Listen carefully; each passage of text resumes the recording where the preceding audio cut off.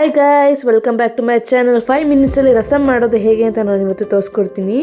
ಅದಕ್ಕೆ ಬೇಕಾಗಿರೋ ಇಂಗ್ರೀಡಿಯೆಂಟ್ಸ್ 4ರಿಂದ 5 ಟೊಮೊಟೊನ ತಗೊಂಡು ಈ ಥರ ಕಟ್ ಮಾಡಿ ಪಾತ್ರೆಯಲ್ಲಿ ನೀರನ್ನು ಹಾಕಿ ಟೊಮೊಟೊನ ಬೇಯಿಸ್ಕೋಬೇಕು. ನಂತರ ಪೌಡರ್ಗೆ ಮಿಕ್ಸಿ ಜಾರ್ ಅಥವಾ ಈ ಥರ ಕುಟ್ಟಣಿಗೆಯಲ್ಲಿ 1.5 ಸ್ಪೂನಷ್ಟು ಜೀರಿಗೆ, 1 ಸ್ಪೂನಷ್ಟು ಕಾಳು ಮೆಣಸು, ಅರ್ಧ ಚಮಚದಷ್ಟು ಮೆಂತ್ಯ, ಒಂದು ಹಸಿಮೆಣಸಿನಕಾಯಿ, ಒಂದಷ್ಟು ಎಸಳು ಬೆಳ್ಳುಳ್ಳಿ, ಧನಿಯಾ ಇಲ್ಲ ಅಂದರೆ ಧನಿಯಾ ಪೌಡರ್ನ ಹಾಕ್ಕೊಂಡು ಚೆನ್ನಾಗಿ ಪೌಡರ್ ಮಾಡ್ಕೋಬೇಕು. ನಂತರ ಬೇಯಿಸಿಟ್ಕೊಂಡಿರುವಂಥ ಟೊಮೆಟೊನ ಸಿಪ್ಪೆಯನ್ನು ತೆಗೆದು ಇಟ್ಕೋಬೇಕು.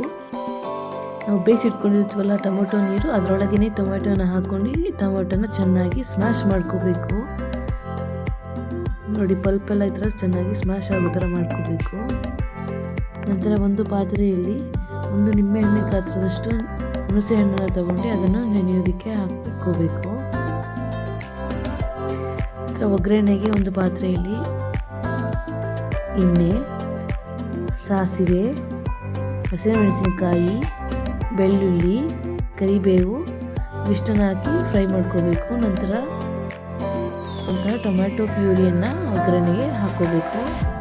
ನಂತರ ಹುಣಸೆ ಹಣ್ಣಿನ ರಸ, ಹಿಂಗು, ಆಗಲೇ ಪ್ರಿಪೇರ್ ಮಾಡಿ ಇಟ್ಕೊಂಡಿರುವಂತಹ ರಸಮ್ ಪೌಡರನ್ನು 3ರಿಂದ 4 ಚಮಚದಷ್ಟು ನಿಮ್ಮ ಅವಶ್ಯಕತೆ ತಕ್ಕಂತೆ ಹಾಕ್ಕೋಬೇಕು. ನಂತರ ಸ್ವಲ್ಪ ಅಚ್ಕಾರದ ಪುಡಿ, 1 ಗ್ಲಾಸಷ್ಟು ನೀರನ್ನು ಎಕ್ಸ್ಟ್ರಾ ಬೇಕಾದ್ರೆ ಆ್ಯಡ್ ಮಾಡ್ಕೋಬೇಕು. ನಂತರ ರುಚಿಗೆ ತಕ್ಕಷ್ಟು ಉಪ್ಪು, ಕೊತ್ತಂಬರಿ ಸೊಪ್ಪು, ಎಲ್ಲ ಐಟಮ್ಗಳನ್ನು ಹಾಕಿ ಚೆನ್ನಾಗಿ ರಸಮ್ನ ಕುದಿಯೋದಕ್ಕೆ ಬಿಡಬೇಕು. ರಸಮ್ ರೈಸ್ ಜೊತೆ ಕಾಂಬಿನೇಷನ್ ತುಂಬ ಚೆನ್ನಾಗಿರುತ್ತೆ. ನೀವು ಮನೇಲಿ ಒಂದ್ಸತಿ ಟ್ರೈ ಮಾಡಿ ನೋಡಿ.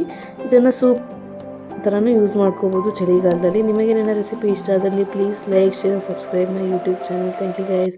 Thank you for watching.